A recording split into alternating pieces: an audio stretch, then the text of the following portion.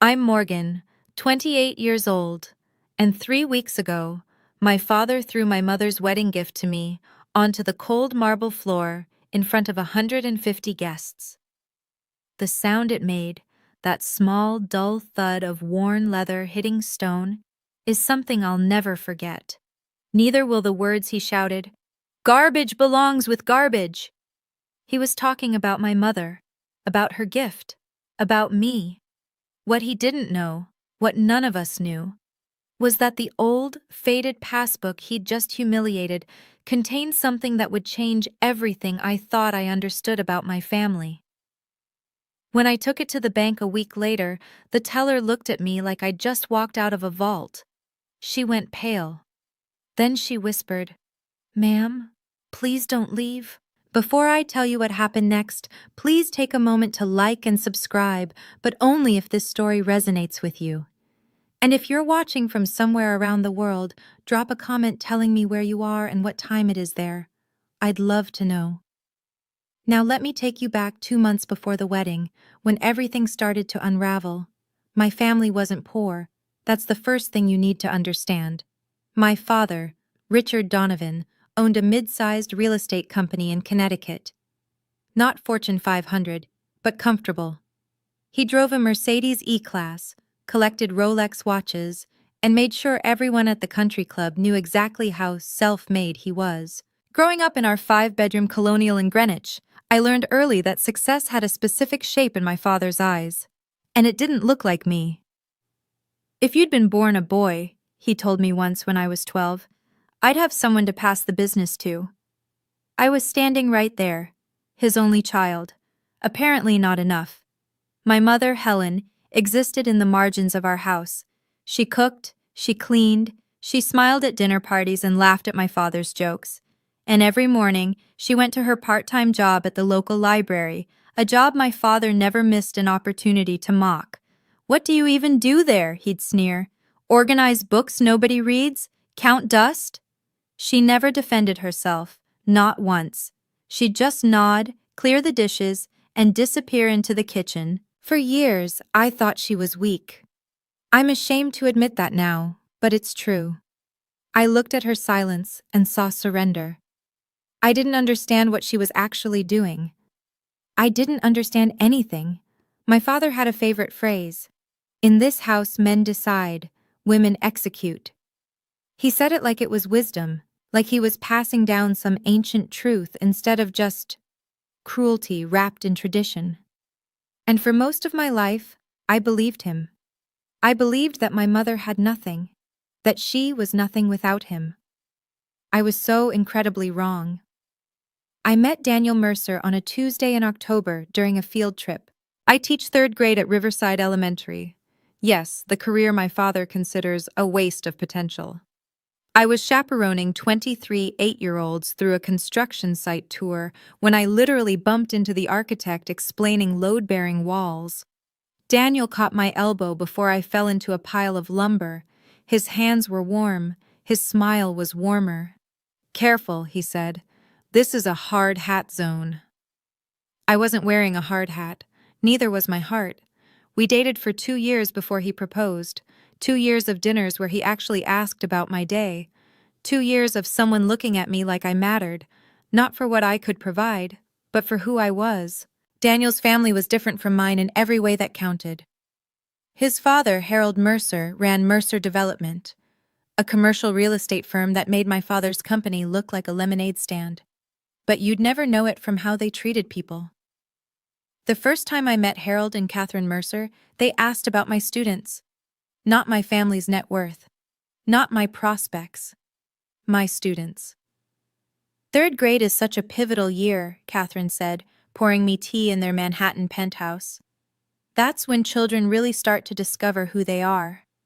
I almost cried. Nobody had ever talked about my work like it mattered before. When my father found out who Daniel's family was, something shifted. Suddenly, he was interested in my relationship. Suddenly, he wanted to meet my boyfriend. Suddenly, his daughter, the teacher, was making connections.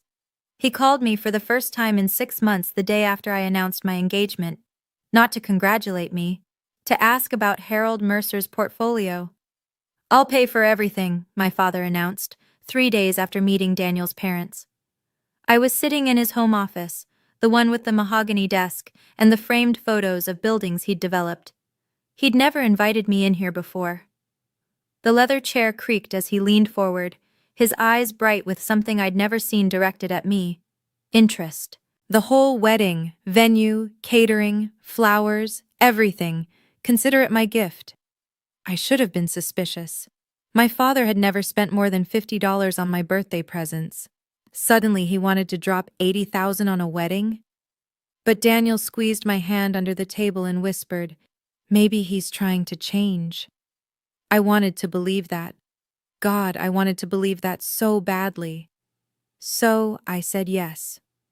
Within a week, my father had booked Westbrook Country Club, a venue he wasn't even a member of, but desperately wanted to be. He'd selected the caterer, the florist, the band. He'd designed invitations with gold foil lettering that cost more than my monthly salary. The guest list had 150 names. I recognized maybe 30 of them. Business associates, my father explained when I asked. Important people. Important to whom? The night before the invitations went out, my mother found me in the garden. She moved quietly, like she always did, appearing beside me like a ghost. "Morgan," she said softly, pressing something into my hand. "I have a gift for you, too. But I'll give it to you on your wedding day." I looked down. Her fingers were wrapped around mine, warm and trembling. "It's the most important thing I have," she whispered. "Remember that, no matter what anyone says." I didn't understand then, but I would. The morning of the wedding, I sat in my childhood bedroom and thought about my mother. There's a memory I'd almost forgotten. I was 15, homesick from school, wandering the house in my pajamas. I'd gone looking for crackers in the kitchen and heard something from my parents' bedroom. Counting. My mother's voice, soft and rhythmic, like a lullaby made of numbers. I'd crept to the doorway and peeked inside. She was sitting on the edge of the bed, a small notebook in her hands, a stack of bills on the comforter beside her. Not a lot of money, maybe a few $100s, but she was counting it like it was gold. When she saw me, her face changed. Not guilty exactly. Something else.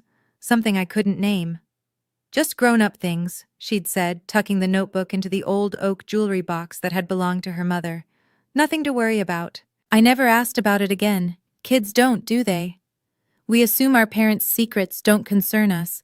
But sitting in that same bedroom 15 years later, watching the morning light stream through the curtains, I wondered, what had she been saving for, and why did she have to hide it? My mother knocked on the door at 9 o'clock, holding a garment bag with my borrowed Vera Wang inside. "Are you ready?" she asked. I wasn't. Not for any of it. But I smiled and stood and let her help me into the dress that my father had insisted on. White silk and imported lace, elegant and expensive, and nothing like what I would have chosen for myself. "You look beautiful," my mother said, her eyes wet. I didn't know then that she was saying goodbye to the life she'd endured for me. Westbrook Country Club looked like something from a magazine.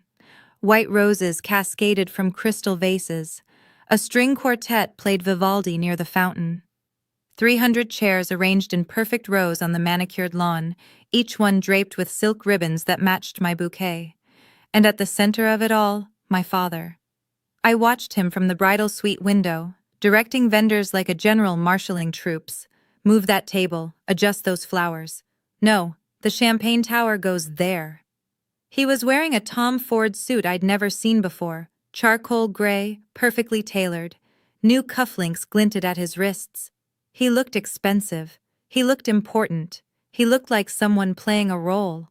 "Your father's really outdone himself," said my maid of honor, Sarah, peering over my shoulder. "I've never seen him so involved." That was one word for it. When the Mercer's car pulled up, a understated black sedan, not the flashy arrival my father would have chosen, I watched him transform. His posture straightened.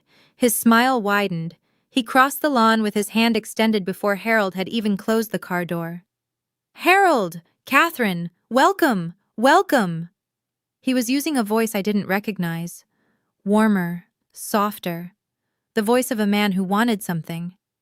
From the corner of my eye, I saw my mother standing alone near the rose garden. She was wearing the champagne-colored dress my father had selected for her, not the deep blue she'd wanted, and her smile looked painted on. She caught my eye through the window. For just a moment, something passed between us, something sad and knowing. Then my father's voice boomed across the lawn. "Let me give you the grand tour," and my mother's face went blank again. The ceremony was beautiful. I know that sounds strange, given everything that came after. But standing at the altar with Daniel's hands in mine, watching his eyes fill with tears as I said, "I do," that part was real. That part was ours. "I love you," he whispered as he slid the platinum band onto my finger. "No matter what happens, remember that." I didn't know then why he said it that way, like a warning, like a promise against something coming. The minister pronounced us married. Daniel kissed me softly, and 150 people applauded, most of them strangers my father had invited. I looked out at the crowd during that kiss. My father was beaming at Harold Mercer, not at me. He was already calculating, already networking, already using my wedding as a business opportunity. And in the front row, my mother sat alone. Her eyes were red. Her hands were clasped in her lap so tightly her knuckles had gone white. She wasn't smiling. "Mom's been crying all day," I murmured to Daniel as we walked back up the aisle. He squeezed my hand. "Wedding emotions. It's normal." But something in my chest said it wasn't normal. Something said my mother wasn't crying from happiness. At the cocktail hour, I watched her hover near the edges of conversations, always alone, always watching my father work the room.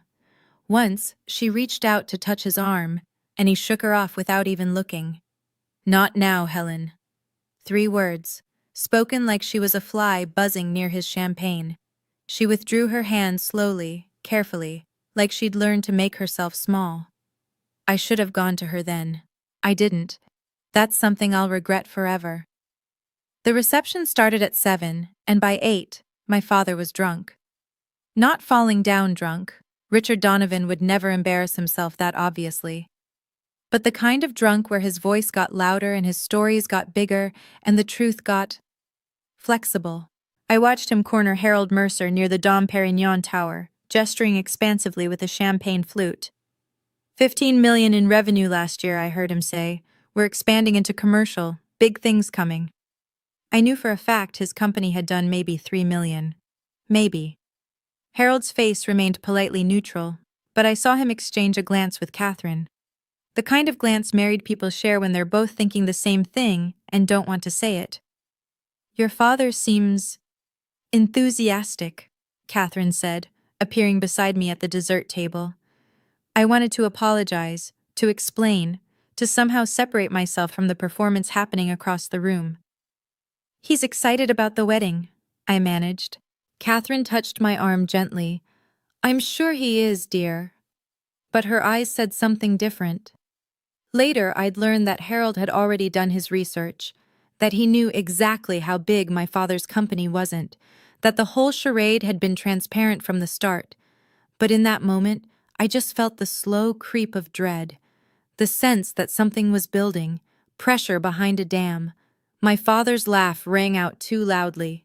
He clapped Harold on the shoulder like they were old friends. He was performing so hard I could almost see the sweat on his forehead. And my mother stood in the corner, watching, silent, waiting. For what, I didn't know. Not yet. "Ladies and gentlemen, it's time for the family gifts." The MC's voice cut through the champagne chatter and guests began drifting toward their seats. This was my father's favorite part. He'd been planning his presentation for weeks. He took the stage first, naturally. "Daniel, Morgan," he began, his voice carrying that artificial warmth I'd come to recognize. "From the Donovan family to yours, a check for $50,000 for your future." He held up an envelope made of Italian leather, embossed with gold. The guests applauded. I smiled the smile I'd learned from my mother. Pleasant, empty, expected. $50,000 we both knew he'd borrowed against his credit line. $50,000 that was really an investment in Harold Mercer's good opinion. "Thank you, Dad," I said, because that was my line. Harold Mercer went next, his approach completely different. No fanfare, no performance. He simply handed Daniel a small Tiffany blue box. "A key," he said simply, "to a brownstone in Brooklyn Heights. It was Catherine's grandmother's place. We thought you two might like to start your life there." The room went quiet. A brownstone in Brooklyn Heights was worth— I couldn't even calculate it. I watched my father's face. For just a moment, a split second, his mask slipped.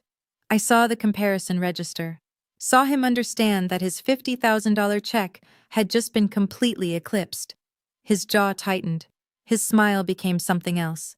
"How generous," he said, his voice just slightly too sharp.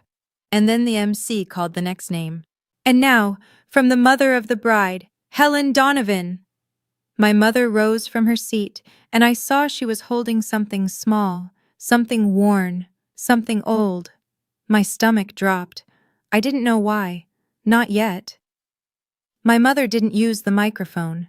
She walked to where Daniel and I sat at the head table, her steps careful, measured. In her hands was a small book, maybe 5 inches by 3, bound in faded blue leather that had worn soft at the corners. "Morgan," she said, her voice barely above a whisper. The room had to strain to hear her. "This is my gift to you." She pressed the book into my hands. It was a passbook, an old-fashioned bank passbook, the kind they stopped issuing decades ago. First National Bank was stamped in gold letters on the front, though the gold had mostly flaked away. "I don't understand," I started. "This is everything I have," my mother said. Her eyes were wet, but her voice was steady. "Everything I've saved.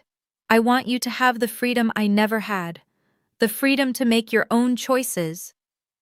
I turned the passbook over in my hands. It weighed almost nothing. Behind me, I heard whispers from the guests. "A savings book? That's it? How old is that thing?" I didn't care. Something about the way my mother was looking at me, fierce and tender and desperately hopeful, made my throat tight. "Thank you, Mom," I said, and pulled her into a hug. "Thank you.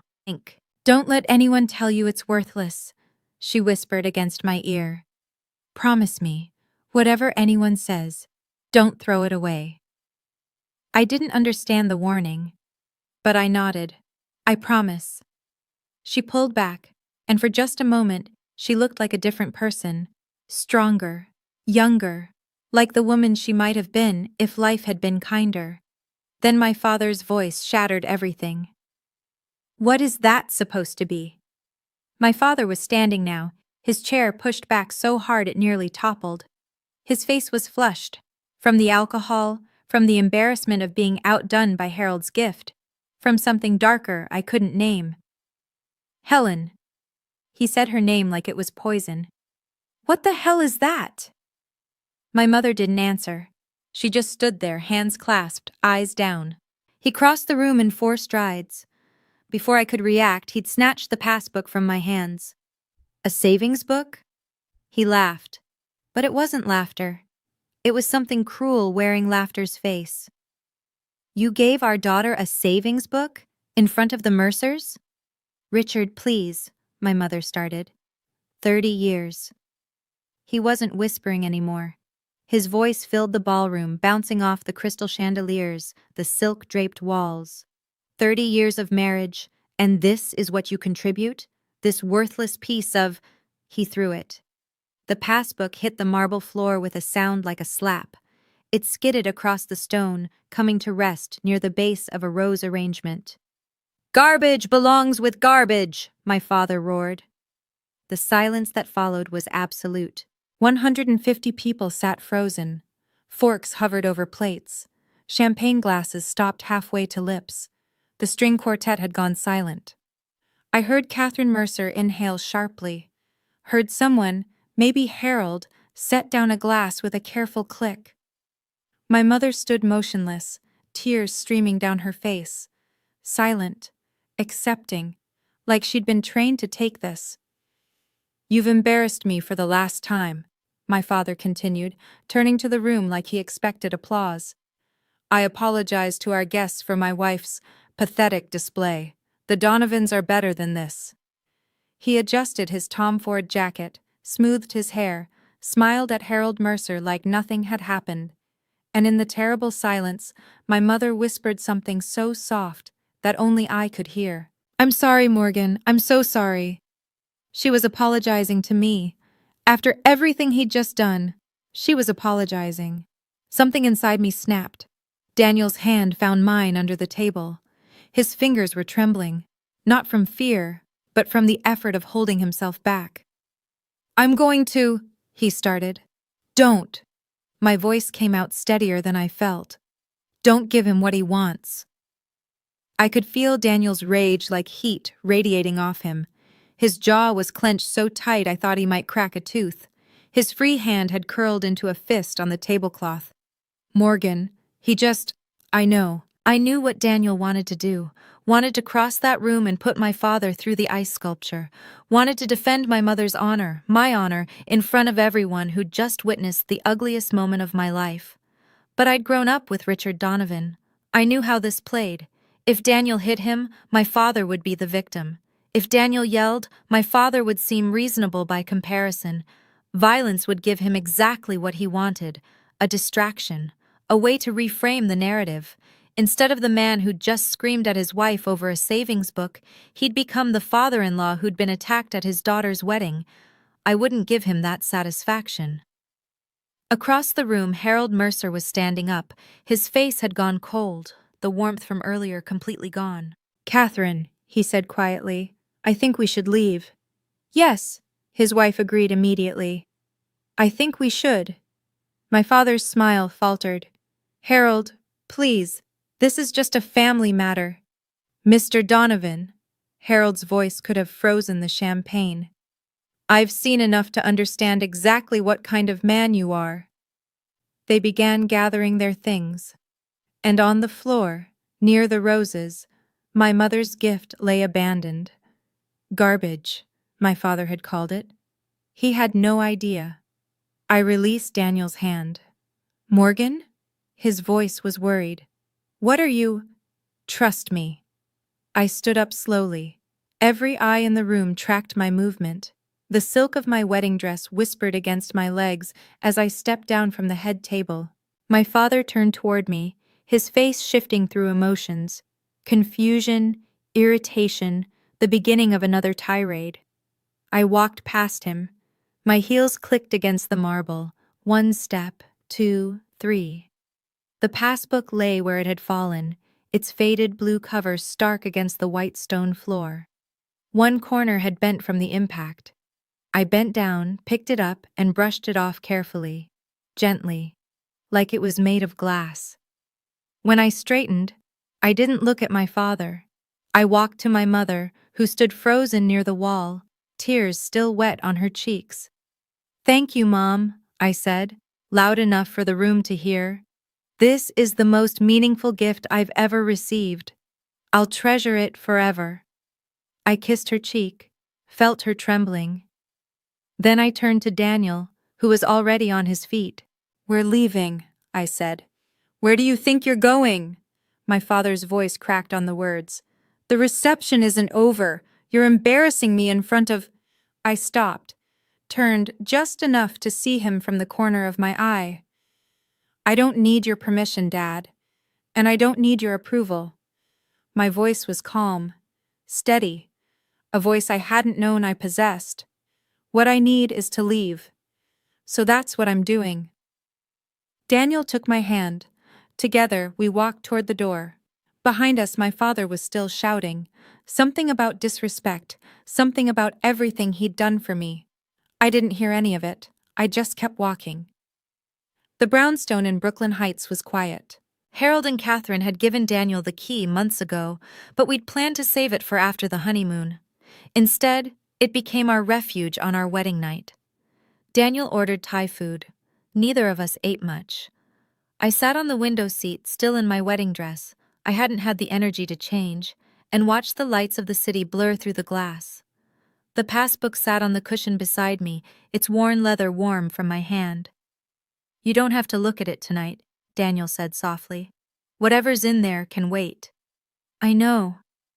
But I couldn't stop touching it, running my fingers over the embossed letters, wondering what my mother had meant by freedom. "She stayed for me," I said suddenly. "All those years, she stayed for me." Daniel sat down beside me, careful not to disturb the passbook. "You don't know that for sure." "I do." And somehow, I did. The way she'd looked at me today. The way she'd said, "I want you to have the freedom I never had." It wasn't just about money. It was about choices, about being trapped so long you forget there's a world outside the cage. "What do you want to do?" Daniel asked. "I don't know yet." But that wasn't entirely true.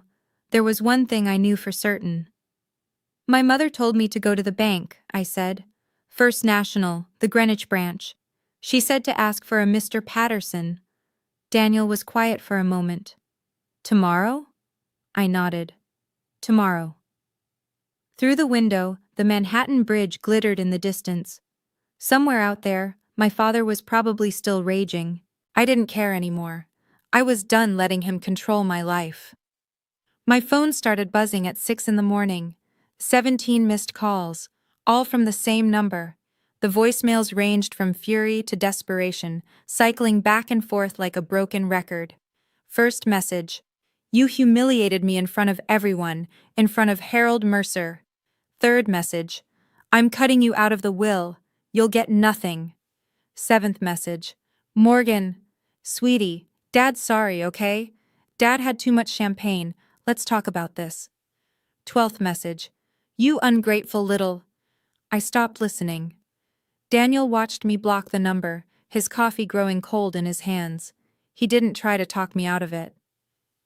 "My mother texted," I said, pulling up the message. Her words were brief, careful, like she'd thought about each one. "My dearest Morgan, I'm so sorry for what happened. Your father doesn't know what he threw away. Go to First National Bank, Greenwich branch. Ask for Mr. Thomas Patterson. Show him the passbook. He'll explain everything. I love you more than you will ever know. Mom." I read it 3 times. "What do you think it means?" Daniel asked. "I don't know." I looked at the passbook on the coffee table, its faded cover innocuous in the morning light. "There's an account number inside, a few old deposits. The last one was in 2003. The balance says $847. Daniel frowned. "That's not nothing, but it's not exactly life-changing." "No, but my mom said it's the most important thing she has." I picked up the passbook, feeling its weight, or lack of weight, in my palm. "And she said to go to the bank." So that's what I was going to do. Whatever secrets my mother had been keeping, I was about to find out. First National Bank's Greenwich branch looked like it had been there since before the town existed. Stone columns framed the entrance. Brass fixtures glowed in the morning sun. The kind of old money elegance that made my father's McMansion ambitions look exactly as desperate as they were. Daniel held my hand as we walked through the revolving doors. Inside, the air smelled like leather and old paper. Tellers in crisp uniforms worked behind mahogany counters. A security guard nodded at us politely. "Can I help you?"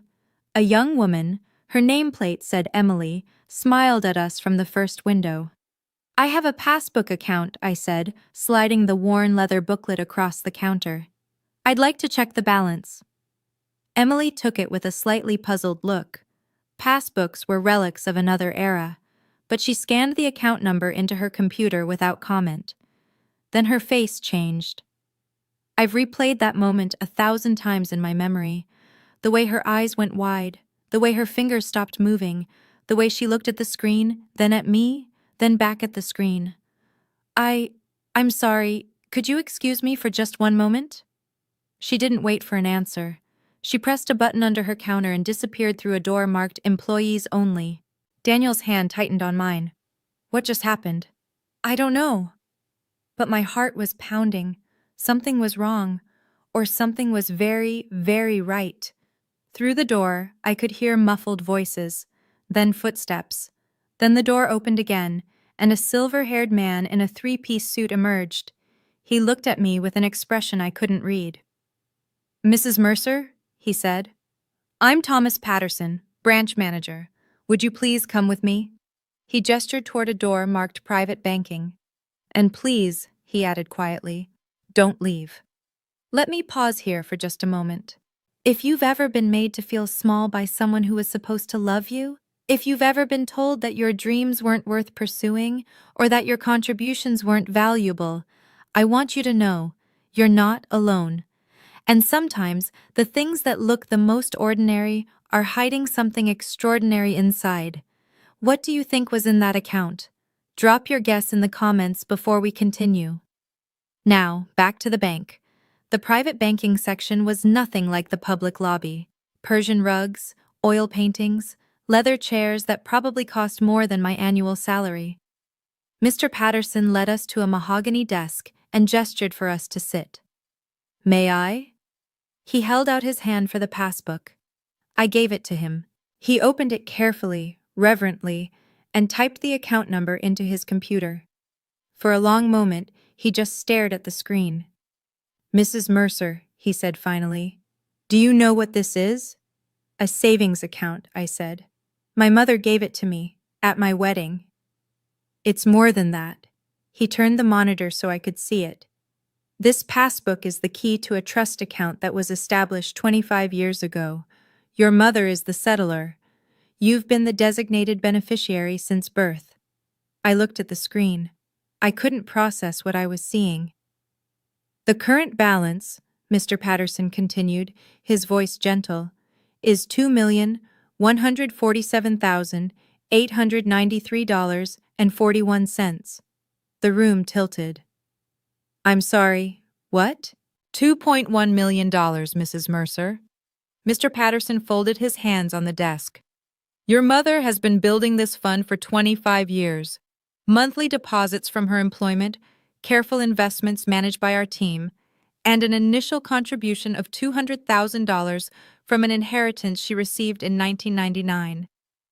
200, I couldn't breathe. My grandmother left her, Margaret Wilson, yes. The inheritance was her separate property, legally distinct from any marital assets. Your mother invested it wisely and added to it over time." He paused. "She came to see me every year on your birthday, without fail, to check on the account, to ensure everything was in order." I was crying. I didn't know when I'd started. Daniel's arm wrapped around me, but I couldn't feel it. My mother. My quiet, overlooked, useless mother. She'd been building my freedom for 25 years, and nobody had known. "I don't understand," I managed through my tears. "How is this possible? My father, he controlled everything. How did she hide this from him?" Mr. Patterson's expression was sympathetic, but careful. "I can only tell you what I know, Mrs. Mercer. Your mother opened this account before I was branch manager. My predecessor established the relationship, but she's been very methodical."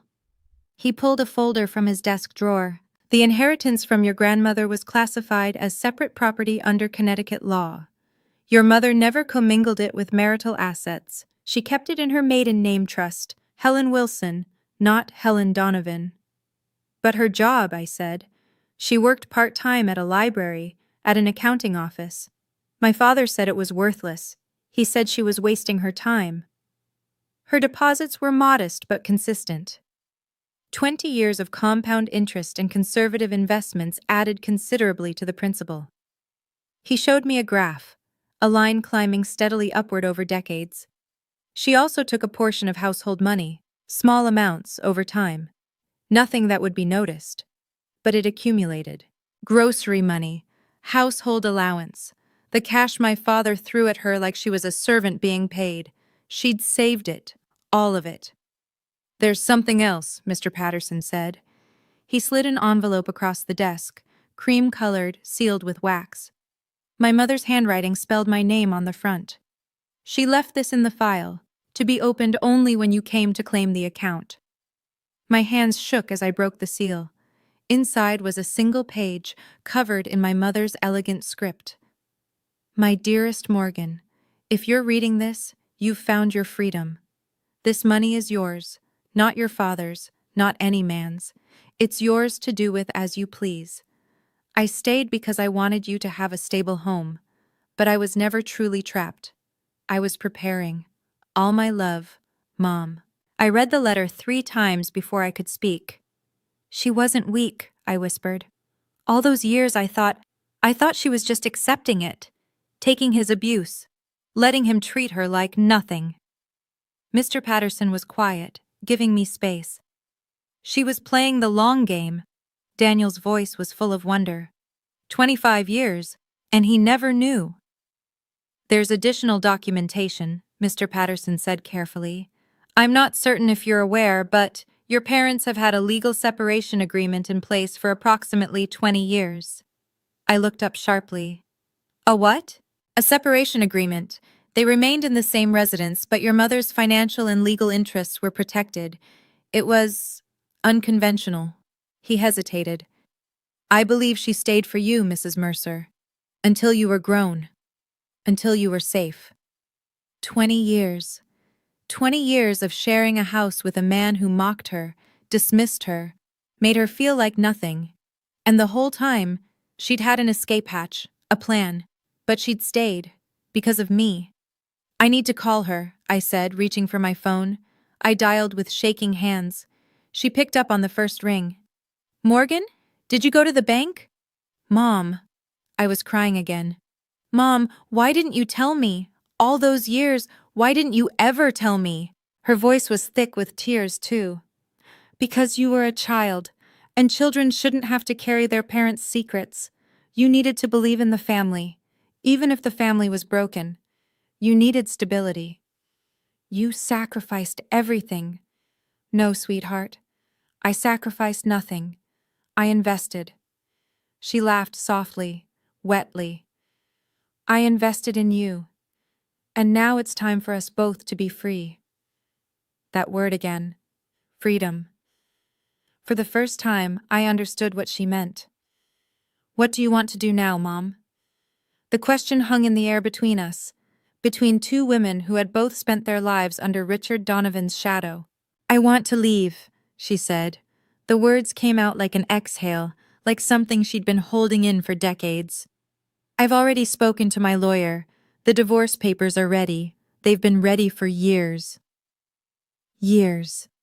She'd been waiting, planning, biding her time until I was safely out of that house, safely married, safely beyond his reach. I have an apartment, she continued. Small, but it's mine. Near the library in New Haven. I've been paying rent on it for 2 years, just waiting. 2 years? I told you, Morgan. I was preparing. There was a smile in her voice now. Not bitter, not sad, but something like triumph. Your father never looked at the household accounts closely. He thought money was beneath him. He just handed me cash and expected me to make it work. So she had. She'd made it work in ways he never imagined. What about you? She asked. What do you want to do with the money? I looked at Daniel, who was watching me with quiet support. At Mr. Patterson, who was pretending not to listen while organizing papers. At the letter in my hands, 25 years of love, compressed into a single page. I don't want to use it for revenge, I said slowly. I don't want to rub it in his face or humiliate him. No. No. I folded the letter carefully, placed it back in its envelope. I just want to live my life, without him in it, without his approval, without his money, without his voice in my head telling me I'm not enough. My mother was quiet for a moment. Then she said, That's exactly what I hoped you'd say. 1 week after the wedding, my mother started packing. I wasn't there when my father found out, but she told me about it later, in that quiet, factual way she'd developed over 30 years of marriage. He came home early, found her in the bedroom with a Samsonite suitcase open on the bed.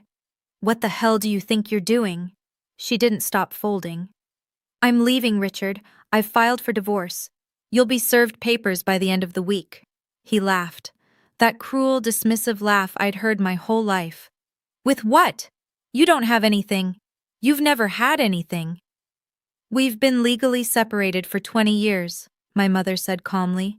I have my own assets, my own lawyer, my own future. That's impossible. I would have known. You didn't ask. She closed the suitcase with a click. You never asked about anything that didn't directly benefit you. So no, Richard. You didn't know. His face went purple. She told me she'd never seen him so angry, and that for the first time in 30 years, she wasn't afraid. You'll come crawling back, he spat. You don't have a penny to your name. You'll be homeless in a month. My mother picked up her suitcase, walked to the bedroom door. Goodbye, Richard, she said. I hope you find whatever it is you've been looking for in other people's admiration, because you certainly won't find it in your family anymore. She walked out. He stood in that empty bedroom, surrounded by the expensive furniture he'd bought to impress people, and realized, perhaps for the first time, that he was completely alone. Not because he'd been abandoned, because he'd driven everyone away. My phone rang at 9 p.m. that night. I'd unblocked my father's number, not because I wanted to talk to him, but because I wanted to know when he finally understood what he'd lost. Morgan. His voice was ragged. What did you do? What did you tell your mother? Nothing, Dad. I kept my voice level. Mom made her own choice. She said she has money. That's impossible. She's never had. You must have given her something. You and that Mercer family, you must have. This isn't about the Mercers. This isn't about me. I took a breath. Mom has been preparing for this for 20 years. You just never noticed because you never looked at her. Not really. Silence on the line. She can't do this to me, he said finally. I need you to talk to her. Tell her I'll change. Tell her I'll... Dad, I cut him off. You had 30 years to change. You had 30 years to treat her like a person instead of a servant. You chose not to. Morgan, I'm your father. Yes, you are. And I'll always be grateful for the roof over my head and the food on the table growing up. I paused. But I don't owe you my mother's life. I don't owe you my silence. And I definitely don't owe you forgiveness you've never asked for. If you don't fix this, his voice turned hard, you'll get nothing, not a cent. I'll cut you out of everything. I almost laughed. Dad, I said, I don't need anything from you. Not anymore. I hung up. Then I blocked his number again. My hands were shaking, but my heart was steady. I had set a boundary, and the sky hadn't fallen. 2 weeks later, Harold and Catherine came for dinner. It was supposed to be a quiet evening, wine, pasta, and getting to know each other without the chaos of the wedding hanging over us. Daniel made his grandmother's lasagna. I set the table with the nice dishes we'd gotten as gifts. We were just sitting down when the doorbell rang. I knew before I opened it. Call it instinct. Call it 30 years of living with unpredictability. I just knew. My father stood on the stoop, holding flowers and a bottle of wine. His smile was plastered on tight. Morgan, I was in the neighborhood and thought, you're not invited, Dad. Behind me, I heard Daniel's chair scrape back, heard Harold's voice, low and tense. Just 5 minutes. My father's smile flickered. I want to apologize, for the wedding, for everything. Can't a father make amends? This isn't the time. Please, his voice cracked. I need to talk to Harold, just for a moment. There's been a misunderstanding. And there it was, the real reason. Even now, in what he was presenting as an apology, his primary concern was salvaging his relationship with Harold Mercer, with the business opportunity Harold represented. Mr. Donovan? Harold appeared behind me, his voice cold as January. I don't believe we have anything to discuss. Harold, please, the wedding was a misunderstanding. I'd had too much to drink. I watched you throw your wife's gift on the floor and call it garbage. Harold's tone didn't change. I watched you humiliate your family in front of 150 people. That wasn't alcohol, Mr. Donovan. That was character. My father's face went from pleading to furious in a heartbeat. You don't understand. You don't know what I've had to deal with. That woman has been useless for 30 years. Dad? Daniel stepped forward now, positioning himself between my father and the rest of us. You need to leave. Now. The flowers fell to the ground. My father stood there breathing hard, looking at all of us arrayed against him. He had no moves left. You don't understand what I did for this family. My father's voice had reached that pitch I remembered from childhood, high and sharp and dangerous. The voice that used to make my mother flinch, the voice that used to make me hide in my room. But I wasn't hiding anymore.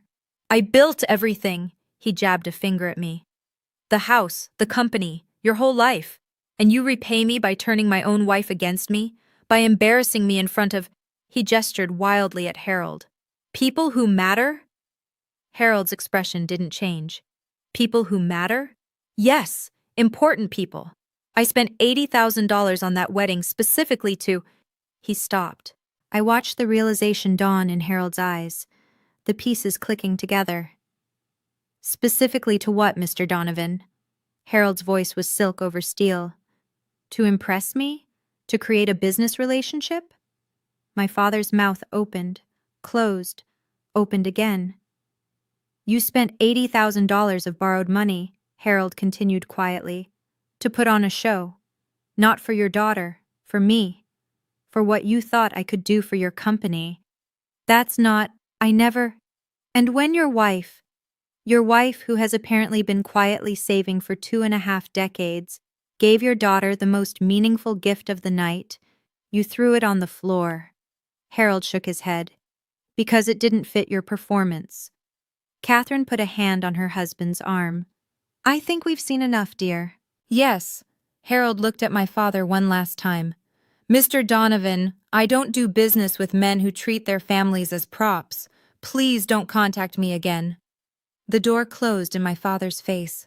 Through the wood, I heard him standing there, breathing, processing the death of everything he'd tried to build. Then, slowly, footsteps retreating. He was gone. Can I be honest with you for a moment? Sometimes the best revenge isn't revenge at all. It's not screaming. It's not exposing. It's just stepping back and letting someone reveal who they really are. My father had every opportunity to apologize, to change. Instead, he told Harold Mercer exactly what he'd been doing all along. Before I finish this story, I want to ask you, have you ever had to walk away from someone you loved to protect yourself? Tell me in the comments. Now let me tell you what happened next. The fallout was quiet but devastating. My father never got his meeting with Harold Mercer. No partnership, no investment, no entry into the world of real development he desperately wanted to join. But that wasn't the worst of it. The story spread, not dramatically. There were no headlines, no social media exposés, just whispers, the way things travel in small Connecticut business circles. Did you hear what happened at the Donovan wedding? Apparently he threw his wife's gift on the floor. The Mercers left before the cake was cut. Within months, 2 deals my father had been pursuing fell through. Nothing official, just politely declined meetings, unreturned phone calls, lunch dates that never got scheduled. His company didn't collapse. He wasn't ruined. But the doors he'd spent decades trying to open, they were closed now, quietly, firmly, permanently. I didn't take any pleasure in it. Okay, maybe a little, but mostly, I just felt tired. Tired of the decades of performance. Tired of the lies and the manipulation and the constant, exhausting effort to earn approval from someone incapable of giving it. My father called occasionally in those first few months. I never answered. He sent letters, long, rambling things that alternated between apology and accusation. I read the first one, threw away the rest. Don't you think you should talk to him? A colleague asked me once. He's still your father. I thought about that. He is, I agreed. And I don't hate him, but I don't need him in my life to love him from a distance. Some relationships are healthier with space. She didn't understand. That was okay. Most people don't understand until they've lived it, until they've had to build walls just to survive. My mother bloomed. There's no other word for it. In the months after she moved into her New Haven apartment, I watched her transform into someone I'd never met before. She cut her hair short, something my father had forbidden for 30 years. She painted her living room yellow, her favorite color, the one he'd called tacky. She volunteered at the library where she'd once worked, not for money now, but for joy. I forgot what it felt like, she told me over lunch one day, to make a decision and not have to defend it, to just be. The divorce finalized quietly. My father couldn't contest anything. The separation agreement had been ironclad for 2 decades. He got the house and the business. She got her freedom. She told me she'd started writing. A journal at first, then something more structured. 30 years of memories, observations, survival strategies. I'm thinking of turning it into a book, she said, almost shyly. A memoir, maybe, for other women in situations like mine. Mom. I took her hand across the cafe table. That's incredible. I don't know if anyone would read it. I would read it, and I think a lot of other people would too. I squeezed her fingers. You have a story worth telling. She smiled, a real smile, not the painted-on version I'd grown up watching. You know what I realized? She said. All those years, I thought I was weak for staying, for not fighting back. But I wasn't staying because I was weak. I was staying because I was building something. A future for you. And now, she gestured around at her small, sunny apartment. Now I get to build something for myself. It was the bravest thing I'd ever heard. People asked me what I was going to do with the money. $2 million, life-changing money, quit your job money, buy a mansion and never work again money. I kept teaching. I know. It sounds crazy, but here's the thing. I didn't become a teacher because I couldn't do anything else. I became a teacher because I love it. Because every day I get to watch 8-year-olds discover that they're capable of more than they thought. How could money replace that? But I did use it. Carefully, meaningfully. I worked with a financial advisor to establish a scholarship fund, the Margaret Wilson Education Fund, named for my grandmother, whose inheritance had started everything. Every year, it would help 5 students from low-income families attend college. Why not your name? Daniel asked when I showed him the paperwork. Because it's not about me. I signed the final document. It's about continuing what my mother started, using silence and patience and small, steady actions to change lives. We bought a house in Connecticut, not Greenwich, not my father's territory, but a quiet neighborhood where the schools were good and the neighbors waved hello. 3 bedrooms, a backyard, a kitchen big enough to cook Sunday dinners. And I started teaching a new unit to my 3rd graders, financial literacy. How to save. How to plan. How small actions, repeated over time, can build something enormous. They were too young to fully understand, but someday they would. You're really not going to quit? My friend Sarah asked, incredulous. Why would I quit? Because you could do anything, travel the world, start a business, buy a yacht. I laughed. What would I do with a yacht? She didn't get it. That was okay. The best things in life aren't measured in square footage or horsepower. My mother taught me that. My father and I haven't spoken in 18 months. He still calls sometimes, not often, but enough that I know he hasn't forgotten I exist. Birthdays, holidays, the occasional random Tuesday when he's probably had too much scotch and started thinking about legacy. I don't answer. I don't block him either. It's a strange position to hold, loving someone you can't be around, understanding them while refusing to accept their behavior, mourning a relationship that was never what you needed it to be. Will you ever forgive him? Daniel asked me once. I had to think about it. Forgiveness is a process, I said finally, not a moment. I'm working on letting go of the anger, the hurt, the years of feeling like I wasn't enough. I paused.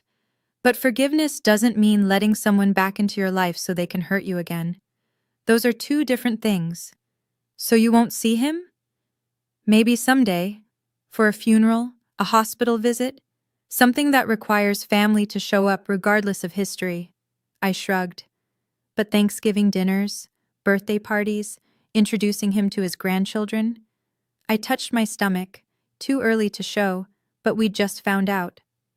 Not until he can demonstrate real change, and not just change for a week or a month, change that sticks. Some people thought I was being too harsh. Others thought I wasn't being harsh enough. Here's what I've learned. You can't make everyone happy. You can only make choices you can live with. And I could live with distance. I could live with boundaries. I could live with loving my father from afar while protecting myself and my family from his chaos. It wasn't perfect, but it was honest. And sometimes, honest is the best you can do. 3 years later, I'm sitting in my kitchen, watching my daughter eat scrambled eggs. Her name is Margaret, Maggie for short. She has Daniel's eyes and my mother's stubborn chin and a laugh that fills every room she's in. My mother is here too, helping Maggie navigate the complex engineering of getting eggs onto a fork. She's 60 now, silver-haired and serene, in a way I never saw growing up. She published her memoir last year. It didn't make the bestseller lists, but she's gotten dozens of letters from women who recognize their own stories in her words. Worth it, she told me, holding one of those letters. Even if it only helped one person, it was worth it. Daniel is making coffee, humming something under his breath. He's expanded his architecture practice to include pro bono work for community centers. Giving back, he calls it, paying forward the luck we've had. The Margaret Wilson Education Fund has now helped 43 students attend college. Last year, one of them sent me a thank you note that made me cry. "You believed in me when I didn't believe in myself," she wrote. "I didn't even know you, and you changed my life." I framed that letter. It hangs in my classroom. Through the window I can see the Connecticut afternoon, leaves turning gold, sunlight slanting through the trees. It's the kind of day that used to make me anxious, because perfect weather meant my father would want to entertain, and entertaining meant performing, and performing meant exhaustion. Now perfect weather just means perfect weather. "Mama," Maggie says, holding up her fork triumphantly, "I did it." "You did, baby. I'm so proud of you." My mother catches my eye across the table. She's smiling. We both are.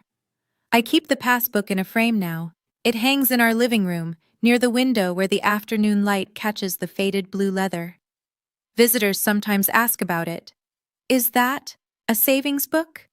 And I tell them the short version of the story. "It was my mother's gift," I say. "The most valuable thing she ever gave me." They always ask how much was in it. That's not the point I want to tell them.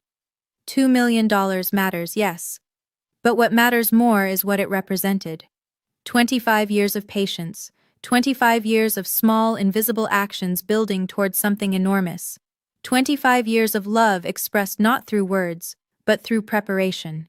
My mother didn't save me by swooping in at the last moment with a dramatic rescue. She saved me by planning year after year so that when I finally needed freedom, it was already waiting. That's the lesson I carry with me now. The people who truly love you don't always love loudly. Sometimes they love in silence, in persistence, in showing up again and again even when no one's watching. And the people who try to make you small, their power only lasts as long as you believe in it. The moment you step back, the moment you stop performing for their approval, you realize they were never as big as they seemed. They were just loud. My father called the passbook garbage. He threw it on the floor in front of everyone who mattered to him. He was wrong. The garbage wasn't the passbook. The garbage was the idea that love could be measured in performances, in impressions, in how much you could make other people admire you. Real love looks like my mother's savings book, worn, faded, easy to overlook, and worth more than everything my father ever tried to buy. If you're in a situation where someone makes you feel small, please know that you're not. You're just surrounded by people who haven't learned how to see you yet. One day, you'll find the ones who do, and everything will change. That's my story. Thank you for staying until the end. Thank you for listening. Thank you for being here. If this resonated with you, if you've ever had to walk away from someone you love to save yourself, I'd love to hear your story. Drop a comment below. I read every single one. And if you want to hear more stories like this, stories about quiet strength, unexpected justice, and the power of patience, please subscribe and hit the notification bell so you don't miss the next one. The link to more stories is in the description below. Until next time, take care of yourself. You're worth it.